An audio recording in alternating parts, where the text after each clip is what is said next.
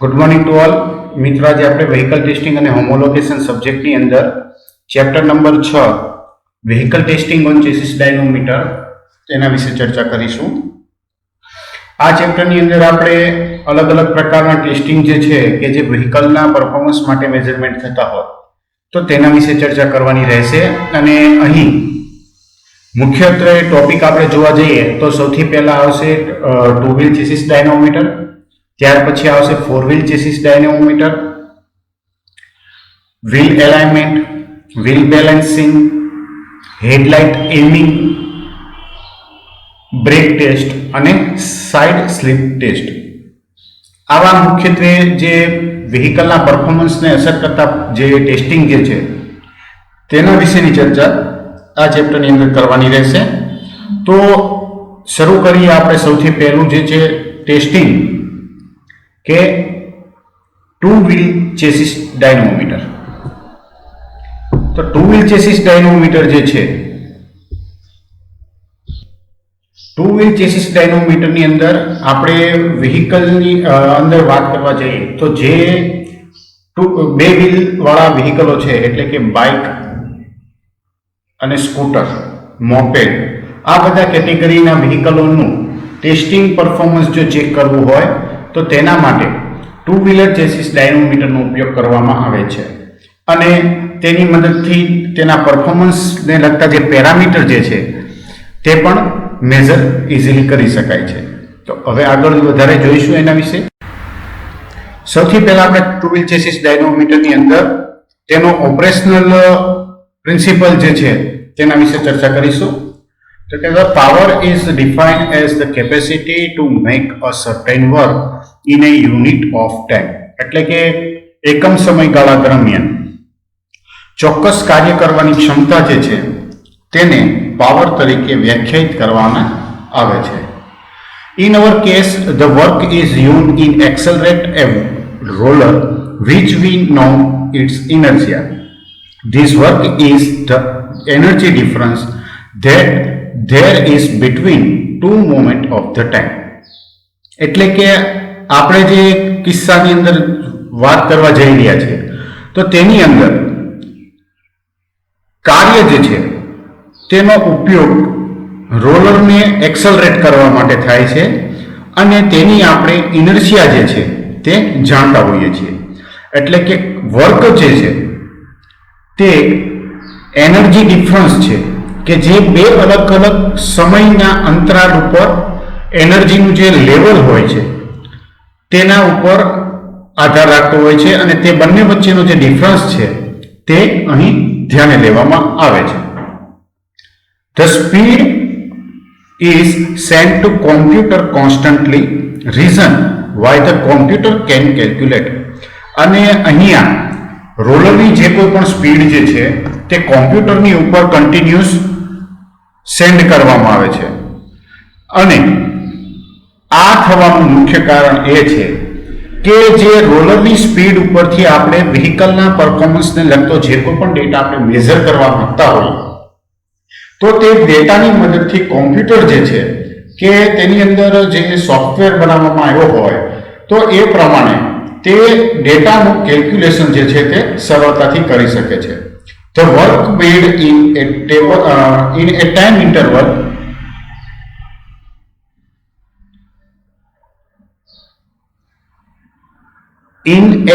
interval that give us the power has been provided to roller. અને આ જે સમયનો ઇન્ટરવલ જે છે, પીરિયડ જે છે તે સમયગાળા દરમિયાન કરવામાં આવતું કાર્ય આપણને પાવર આપે છે કે જે આપણે રોલરને ફેરવવા માટે અથવા તો એક્સલરેટ કરવા માટે જે મોશન ટ્રાન્સમિટ કરી હોય છે વ્હીકલ દ્વારા તો તેની મદદથી સરળતાથી માપી શકાય.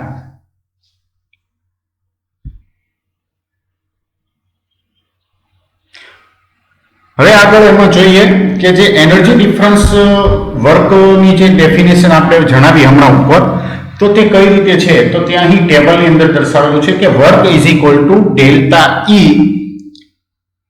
is equal to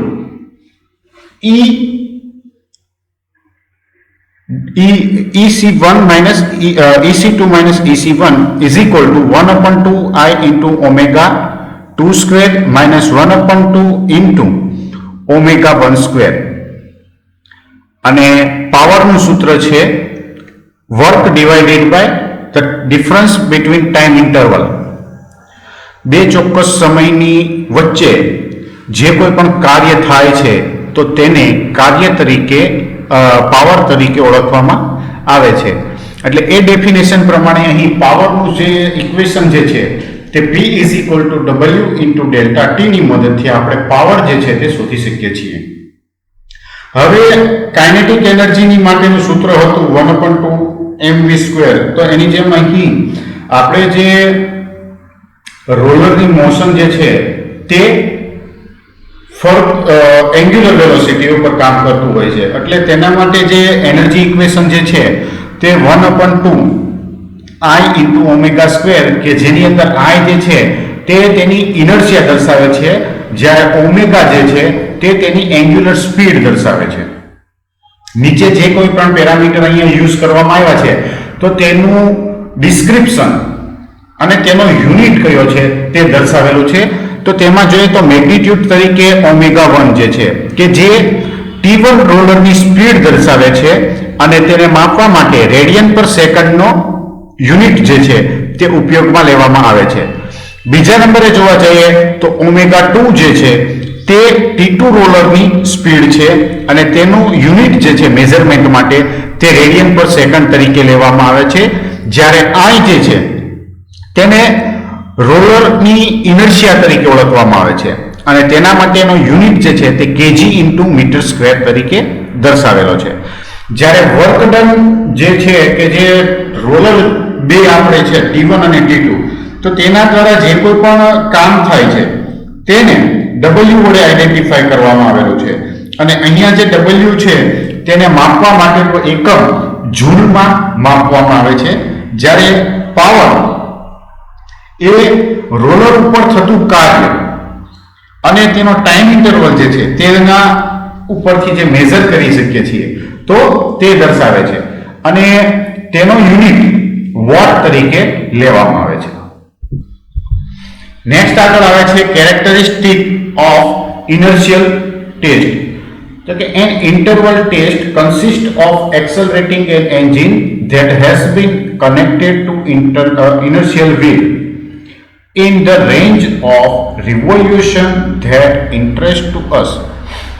એટલે કે ઇનર્શિયલ ટેસ્ટની અંદર એન્જિનને એક્સલરેટ કરવામાં આવતું હોય છે કે જે આપણે ઇન્ટરેસ્ટેડ જે રિવોલ્યુશનની એક સિરીઝ જે છે તેની સાથે ઇનર્શિયલ વ્હીલને કનેક્ટ કરવામાં આવે છે.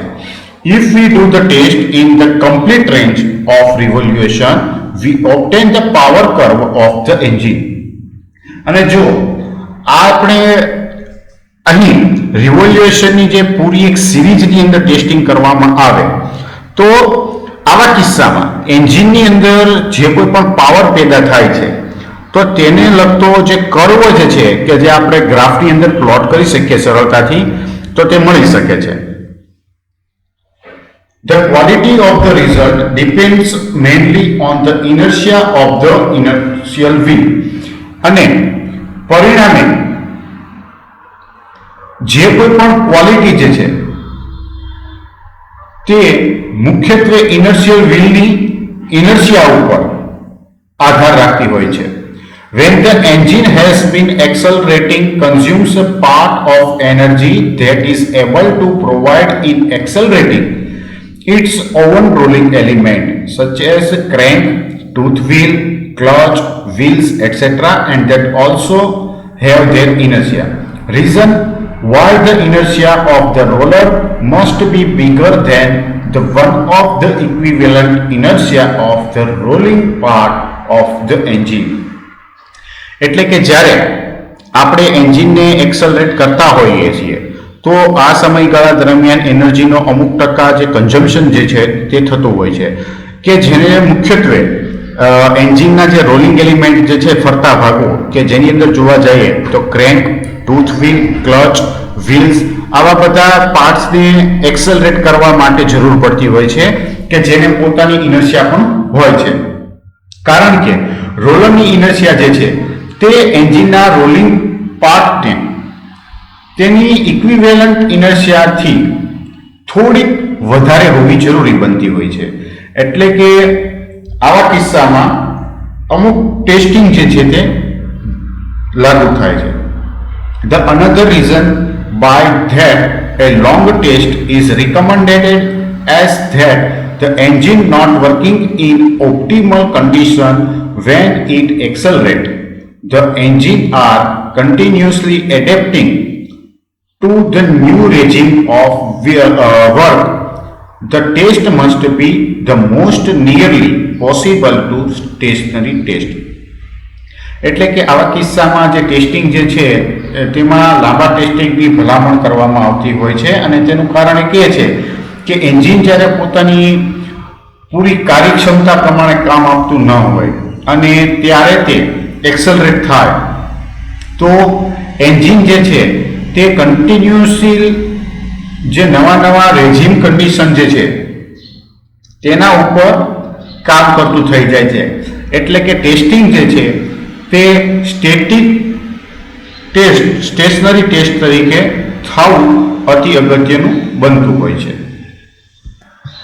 અહીં ટુ વ્હીલ ચેસિસ ડાયનેમોમીટર માટેની ફિગર દર્શાવેલી છે કે જેની અંદર ટુ વ્હીલર ચેસિસ ડાયનેમોમીટરની રચના કઈ રીતે છે તે દર્શાવવામાં આવેલી છે અને વેહિકલનું ઇન્સ્ટોલેશન જે છે તે ચેસિસ ડાયનેમોમીટર ઉપર કઈ રીતે કરવામાં આવે છે તે દર્શાવવામાં આવેલું છે.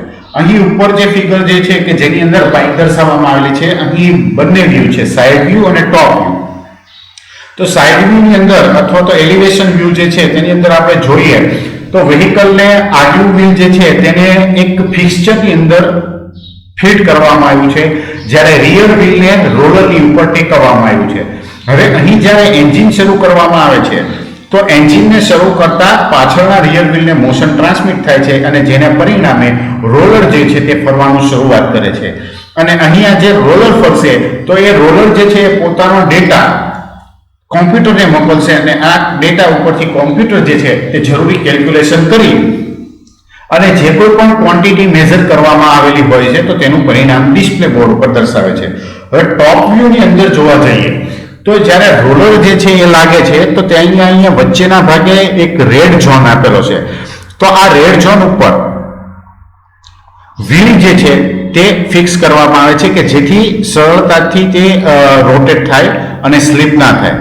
અને બીજી વસ્તુ એ છે કે રોલરને બંને છેડા ઉપર બેરિંગ આપવામાં આવેલું છે કે જેથી ફ્રિક્શનલેસ તે પોતાની મૂવમેન્ટ જે છે તે કરી શકે અને મેઝરમેન્ટ જે છે તે યોગ્ય રીતે કરવામાં મદદ મળે. આગળ હવે આપણે એની થિયરી વિશે ચર્ચા કરીશું.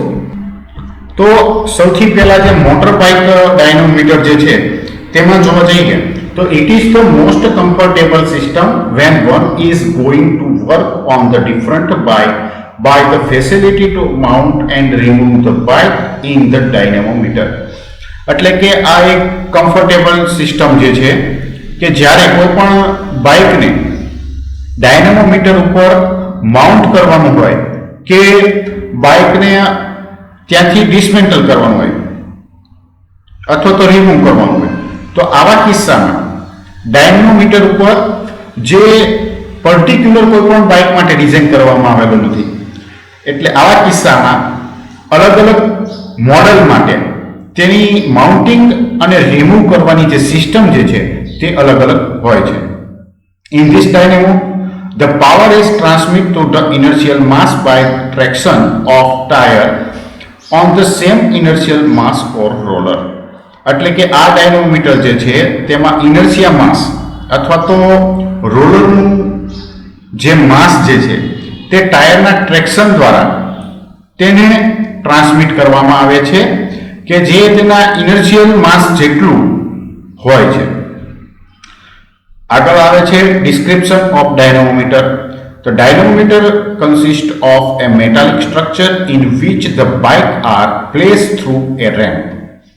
અહીંયા ડાયનેમોમીટર જે છે તેની રચનામાં જોવા જઈએ તો એક પ્રકારનું મેટાલિક સ્ટ્રક્ચર છે કે જેની અંદર બાઇકને મૂકવામાં આવે છે The bike is tied on the dynamometer by the front wheel through a clamp that can be moved ahead and back with the purpose of fitting the position of the back wheel. અને રેમ્પને બાઇકની જે આગલું wheel જે છે તેને દ્વારા clamp કરવામાં આવે છે અને ડાયનોમીટર સાથે તેને એટેચ કરવામાં આવે છે. એટલે કે પાછળના વ્હીલની પોઝિશન જે છે તેને સેટ કરવાના હેતુથી તેને આગળ અને પાછળની તરફ ફેરવી શકાય છે અથવા તો ખસેડી શકાય છે. This wheel is placed over a solid roller of steel that is fixed on the structure with two bearings. અને અહીંયા જે વ્હીલ જે છે તે સ્ટીલના એક સોલિડ રોલર ઉપર મૂકવામાં આવે છે કે જે બે બેરિંગ સ્ટ્રક્ચરની સાથે જોડવામાં આવેલું હોય. એટલે આપણે જે ઉપર જે ફિગર મેં તમને કીધું હતું કે રોલરને ફ્રિક્શનલેસ મોશન ટ્રાન્સમિટ કરવા માટે જે બે છેડા છે તો ત્યાં બંને છેડા ઉપર બેરિંગ લગાડવામાં આવેલા હોય. તો આ બંને બેરિંગની મદદથી તેનું વર્કિંગ જે છે તે સ્મૂથલી કરી શકે છે.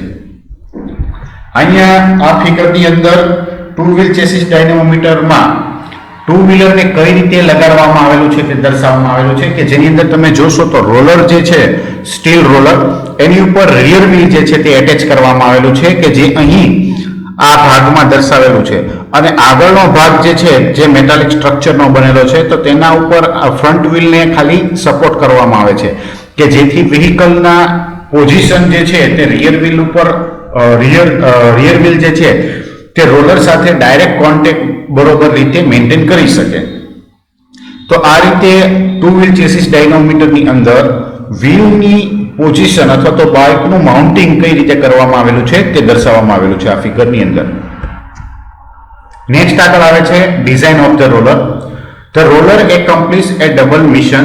On the one hand, it receives the power that the energy in provide the wheel to him, and by the another one, it absorb and it store this form of angular velocity is to say act as of inertial wheel. એટલે કે roller જે છે તે અહીંયા બે અલગ અલગ mission જે છે તે મિશન ઉપર કામ કરે છે. એક જે છે તેનું કામ એવું છે કે પાવર મેળવવાનું છે કે જે તેને એનર્જી વ્હીલ દ્વારા પ્રોવાઈડ કરવામાં આવે છે અને બીજું તેના દ્વારા આ અમુક એનર્જી જે છે તે એબ્સોર્બ કરવામાં આવે છે કે જે તેના એન્ગ્યુલર વેલોસિટી કયા પ્રકારની છે તેના આધારે તેમાં સ્ટોરેજ થતું હોય છે અને તે ઇનર્શિયા વ્હીલનું કાર્ય પણ કરે છે. The characteristic must have an optimal roller arm.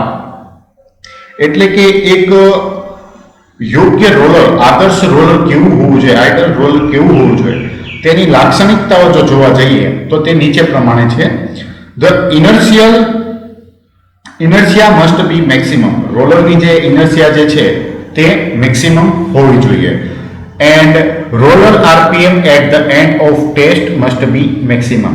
અને જ્યારે ટેસ્ટ કરવાનો હોય અને તે પૂરો થાય તો ટેસ્ટિંગના પૂર્ણ થયા ઉપર રોલર જે છે તે તેના મેક્સિમમ આરપીએમ ઉપર જવું જોઈએ અથવા તો ફરવું જોઈએ.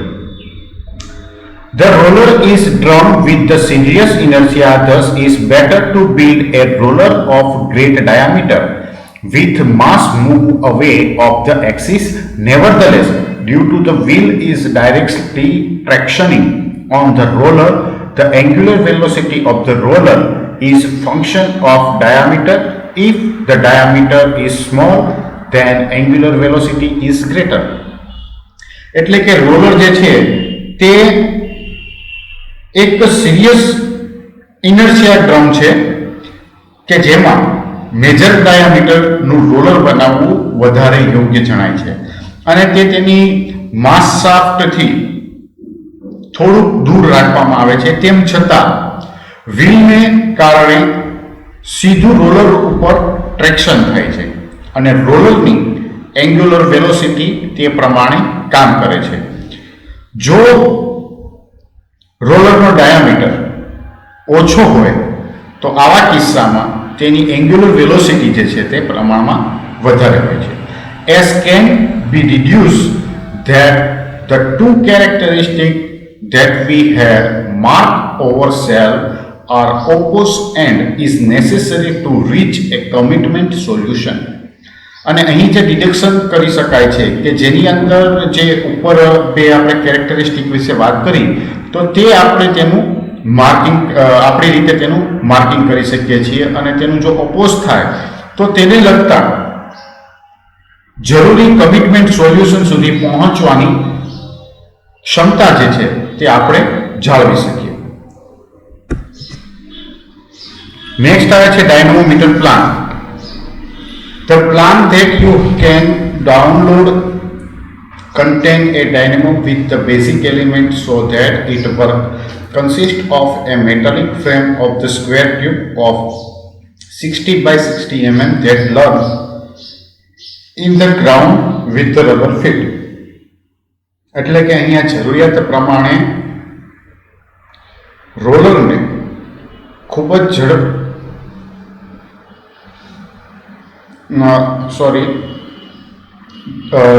ડાયનેમોમીટર માટે જરૂરી જે કોઈ પણ વસ્તુઓ છે તે ડાઉનલોડ કરી અને તેની બેઝિક એલિમેન્ટના છેડા સુધી પહોંચી અને તેના મેઇન જે ભાગ કે જે ડાયનેમોમીટર ઉપર કામ કરે છે તો તેના માટે 60 by 60 mm ની એક ચોરસ ટ્યુબની મેટાલિક ફ્રેમ હોય છે કે જે રબરના ફીટ ઉપર લીન એટલે કે ઝૂકી જાય છે. The piece that holds the front will slide on two parallel bars and must have a system of brackets to fix it to a position.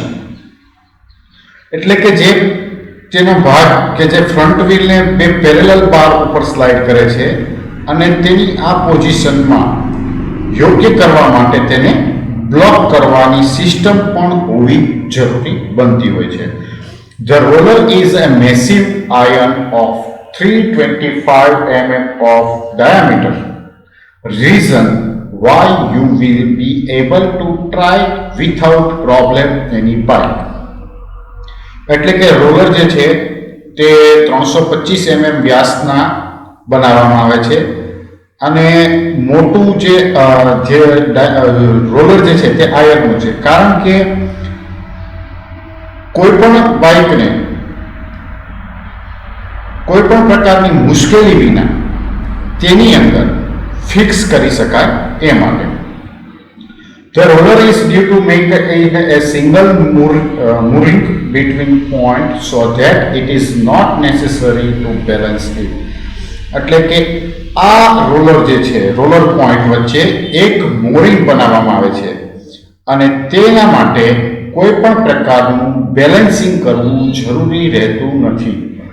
It's a central bend thick knurl so that tractioning the wheel. અને અહીં એક central band જે છે તે નર્લ કરવામાં આવેલો છે, નર્લિંગ કરવામાં આવેલું હોય છે કે જેથી વ્હીલનું જે ટ્રેક્શન જે છે તે યોગ્ય પ્રમાણમાં મળી રહે. છેલ્લે આવે છે ઇન્સ્ટોલેશન ઓફ ધ સેન્સર.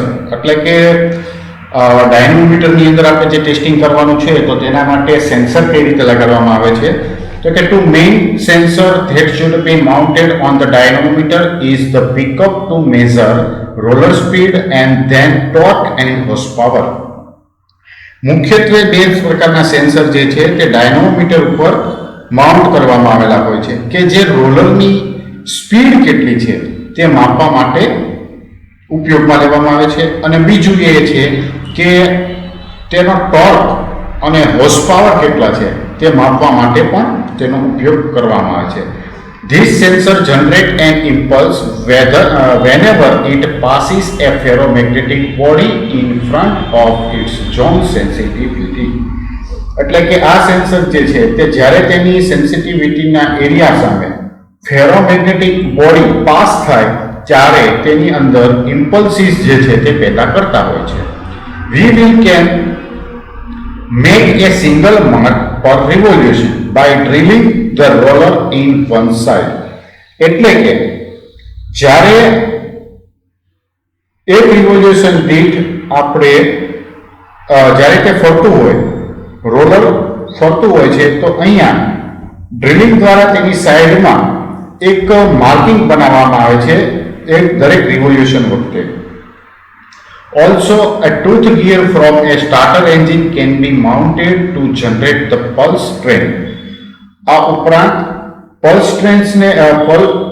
ટ્રેનને જનરેટ કરવા માટે સ્ટાર્ટર એન્જિનમાંથી ટૂથ ગિયર જે છે તેનો પણ ઉપયોગ કરી શકાય છે. તો આજનો લેક્ચર અહીં સુધી રાખીશું. આવતા લેક્ચરની અંદર આપણે ચર્ચા કરીશું 4 વ્હીલ ચેસિસ ડાયનામોમીટર વિશે.